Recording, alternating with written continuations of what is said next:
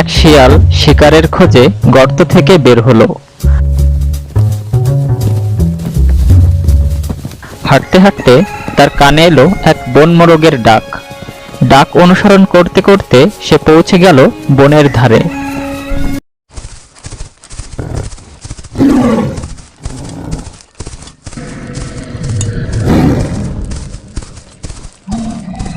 মস শব্দ আসছে।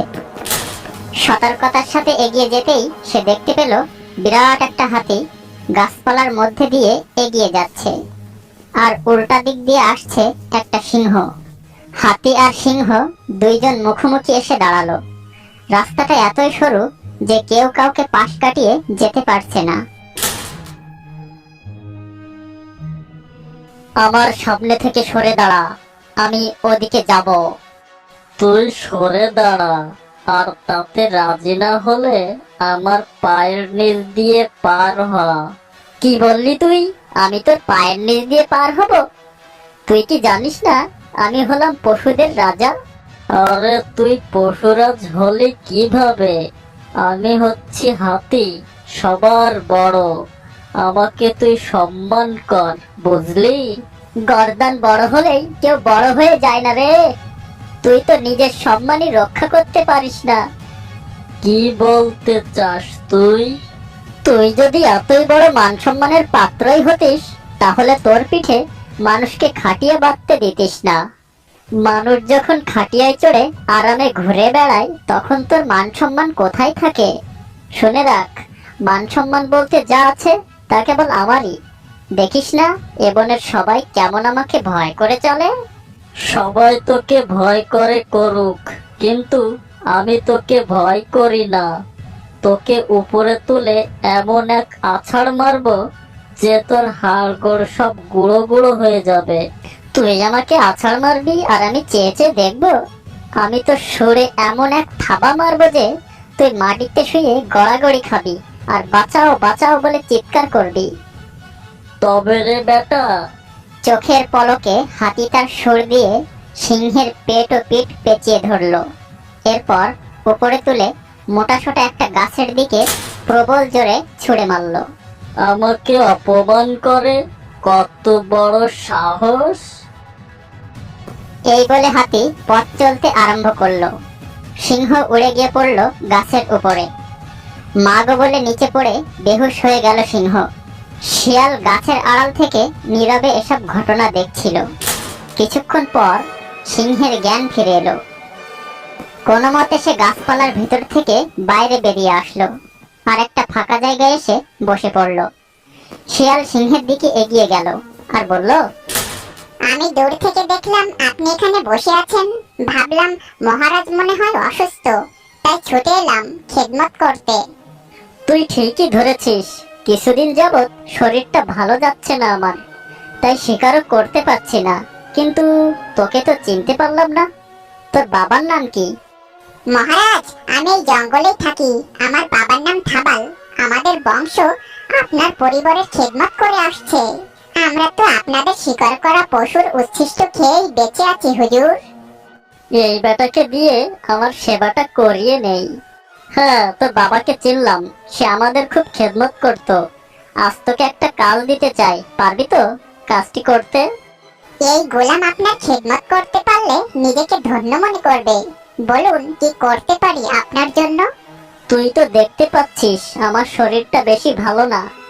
তুই যদি বুদ্ধি করে কোনো পশুকে এখানে আনতে পারিস, তাহলে পেটে কিছু দানা পানি পড়তো। তুই ভাবিস নে যে তোকে রেখেই একা একাই আমি খাবো। দুজন মিলে মজা করে খেতাম, এই আর কি।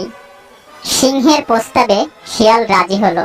ঠিক আছে পশুরাজ, আমি তাহলে আপনার জন্য পশু খুঁজে নিয়ে আসছি।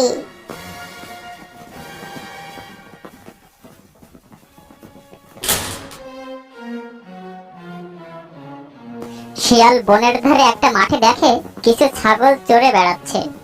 একটা ছাগল পাল থেকে একটু দূরে ঘাস খাচ্ছে। শিয়াল মুখে একটা গাছের ডাল নিয়ে পিড়িং বিড়িং করে লাফাতে লাগলো। ছাগল শিয়ালের এ কাণ্ড দেখে দৌড়ে সেখানে আসলো। এরপর ছাগল শিয়ালকে বলল, ম্যা ম্যা, তোমার মনে আজ খুব ফুর্তি, তাই না শিয়াল ভাইয়া? ফুর্তি থাকবে না কেন? আমি তো আর তোর মতো মাঠে পড়ে থাকি না। আমার যখন যেখানে যেতে ইচ্ছে হয় সেখানেই যাই, খাই দাই, খেলা করি, আর মনের আনন্দে বনের এদিকে ওদিকে ঘুরে বেড়াই। এজন্যই তো আমার মনে এত ফুর্তি। খেলাধুলা ভালো, তবে জীবনটা তো শুধু খেলাধুলার জন্য নয়। বেঁচে থাকতে হলে কাজকর্ম, বিপদ আপদ, এমনকি সিংহ, বাঘ, ভাল্লুক এসব দুশ্মনের হাত থেকে বাঁচার উপায়ও তো ভাবতে হয়। কি যে বলিস তুই, এসব একদম বাজে কথা। বাঘ ভাল্লুক এরা আবার কোনো জানোয়ার? তুই কোনোদিন নিজের চোখে এদের দেখেছিস? আমি দেখিনি, তবে শুনেছি ওরা নাকি খুব ভয়ঙ্কর প্রাণী। একদম বাজে কথা, ওরা মোটেই ভয়ঙ্কর প্রাণী না। এই আজই তো আমি এক সিংহের সঙ্গে খেলা করে এলাম। তার কান ধরে কামড় দিলাম, লেজ ধরে টানলাম, কই আমাকে তো কামড় দিল না। তুই বিশ্বাস না করলে আমার সঙ্গে চল, তুইও সিংহের সঙ্গে খেলা করতে পারবি। শিয়ালের কথা পুরোপুরি বিশ্বাস করতে পারছিল না ছাগলটি। তারপরও তার মনে কৌতূহল জাগলো সিংহকে এক নজর দেখার। সিংহকে এক নজর দেখা মানে নিজেকে ধন্য মনে করা, আর সিংহকে দেখলে তোর সম্মান অনেক বেড়ে যাবে। শিয়ালের চালাকি বুঝতে না পেরে সিংহকে দেখার ভয়ঙ্কর সিদ্ধান্ত নিয়ে ফেলল ছাগলটি। বনের ভিতর গিয়ে ছাগল যেই সিংহকে দেখলো, অমনি ভয়ে তার আত্মা শুকিয়ে গেল। সেখানেই থেমে গিয়ে ছাগলটি বলল, শিয়াল ভাইয়া, আমার ভীষণ ভয় করছে, আমি আর সামনে যাব না। আজ যদি কোনো বিপদ আসে তাহলে সবাই আমাকে দোষারোপ করবে। আরে না, ভয় পাওয়ার কিছু নেই। আমার মনে হয় সিংহটা অসুস্থ। সিংহটি যদি অসুস্থ হয় তাহলে একটা অসুস্থ প্রাণীকে কষ্ট দেওয়া মোটেও উচিত হবে না। শেষ পর্যায়ে এসে ছাগলকে বাগে আনা যাচ্ছে না দেখে শিয়াল খুবই চিন্তায় পড়ে গেল। কিন্তু হতাশ না হয়ে আবার সে ছাগলকে ধোঁকা দেওয়া শুরু করলো। তুই মিছিমিছি ভয় পাচ্ছিস, একটা অসুস্থ প্রাণী আমাদের কিছুই করতে পারবে না। তারপরও যদি তুই আমার সঙ্গে যেতে না চাস তাহলে এখানেই দাঁড়িয়ে থাক, আমি সিংহের সাথে খেলা করে আসি। যদি দেখি সিংহ আমার সাথে ভালো ব্যবহার করছে তাহলে আমি হুক্কা হুয়া বলার সাথে সাথে চলে আসিস। এ কথা বলে শিয়াল এগিয়ে গেল সিংহের কাছে। সিংহের কানের কাছে গিয়ে ফিসফিস করে বলল, মহারাজ খুব সাবধানে থাকবেন। আমি বহু ছল চাতুরি করে একটা ছাগলকে সাথে নিয়ে এসেছি, কিন্তু আপনার কাছে সে আসতে চাচ্ছে না। আমি এখন আপনার সাথে কিছু খেল তামাশা করব, আর আপনি ঘুমের ভান করে পড়ে থাকবেন। তাহলে দেখবেন ছাগলে এখনই এখানে চলে আসবে।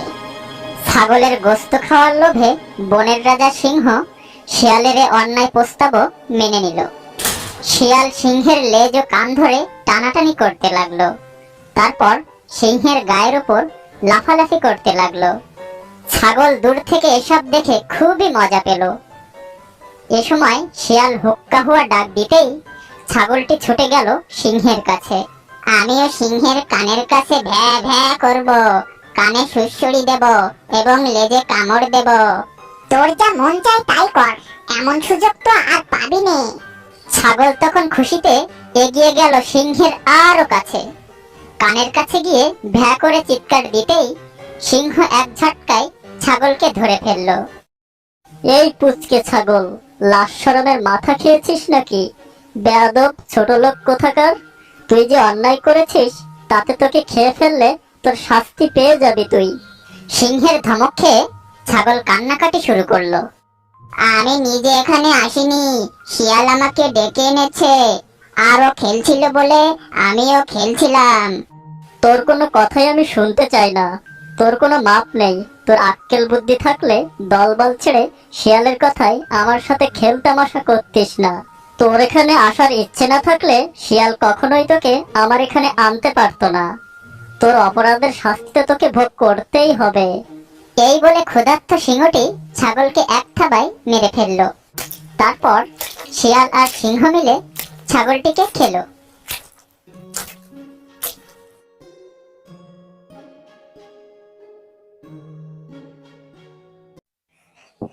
ভিডিওটি ভালো লাগলে চ্যানেলটি সাবস্ক্রাইব করে দিন।